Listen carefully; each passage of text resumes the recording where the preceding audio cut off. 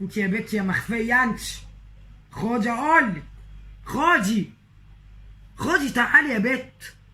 اما اندهلك من مره واحده تردي عليا. خدي شوفي البت ماسكه الكوره انت يا بنت، يا بنت بكلمك تعالي. بارده زي امك، دمكوا بيرد وواقف. روحي قولي لامك تعمل لي كوبايه قهوه على ما اعمل تليفون. ما انا اصلي قاعده في سنترال ما ورايش حاجه غير التليفونات.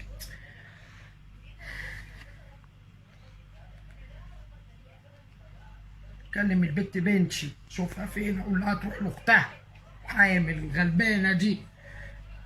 الو، ازيك يا بنتي يا صفاء، عامله ايه؟ انتي فين كده؟ في الطريق؟ طب ابقي عدي على اختك قبل ما تيجي هنا، ما تجيش على البيت على طول.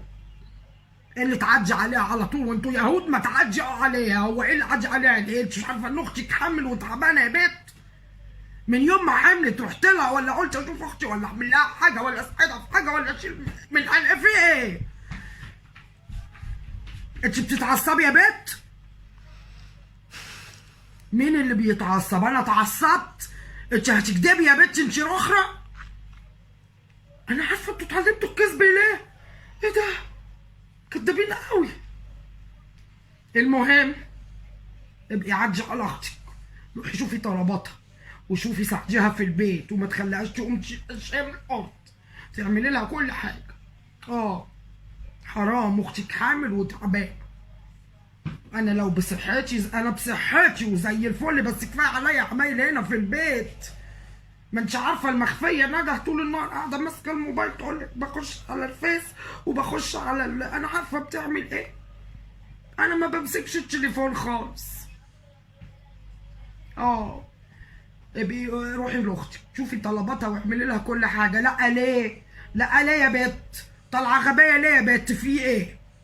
ايه الغباء ده؟ ده انتوا اختين بنات مالكوش تالت. لو مش انت اللي ساعدت اختك مين اللي يساعد اختك؟ انتوا بعديه مع بعض تبقوا ايد واحده كده اهو، ايد واحده، ما تسيبوش بعض ابدا. اللي تقع في مشكله التانيه تبقى في ظهرها. تاكلوا عين اللي يكلمكوا كده ولا اللي يبص لواحده فيكوا بصه ما تعجبهاش. علمتكوا انا الغباء ده يا بت؟ طالعه غبيه ليه يا يهوديه؟ انت كمان طالعه يهوديه. النبي ده اليهود يزعلوا لما اقول عليك يهوديه عشان انت وحشه. تروحي لاختك تساعديها في كل حاجه وتعملي لها كل حاجه. خليكي حلوه وطيبه، خليكي بنت اصول. ماشي يا بت؟ عشان لما تقعي في دقيقه تلاقي اللي يقف معاكي ويساعدك ويكتبك ويعملي كل حاجه. لازم تبقوا مع بعض كده اهو، كده اهو. شايفاني يا بت؟ ماشي، اما تيجي هوريكي كنت بعمل ايه. تروحي هناك تتصلي بيا وتخليني اكلم اختك، ولو قالت لي ان هي قامت شلت اشياء من الارض مش هيحصل لك كويس يا صفاء. خلاص يا صفاء؟ انا بقول لك اهو عشان اقول عليكي حلوه وطيبه.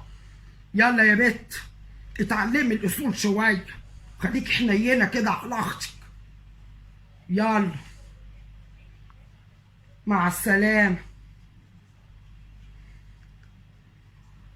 هما اختين لو ما وقفوش جنب بعض الاتنين مين اللي هيقف معاهم دول؟ بنت انا عارفه طالعه بالرويه ولا غبيه ولا ايه ظروفها تتعصب عليا في التليفون تقول لي انت اللي بتتعصبي يا ماما. ده تكماوي انت رخره. طب تبقى ترجع بقى ما عملتش حاجه عند اختها.